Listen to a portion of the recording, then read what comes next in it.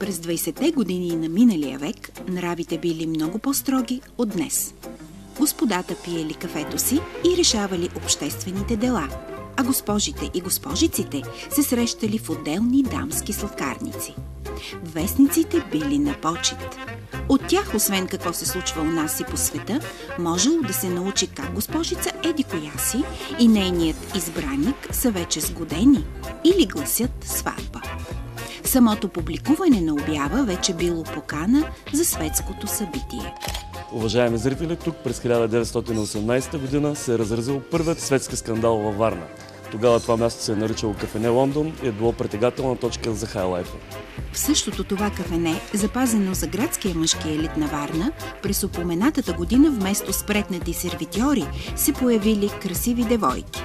Срам, господа, голям срам! Мъжете хвърлили вестниците и отказали да посещават повече подобен бардак. Бунтът им продължил почти месец, но без успех.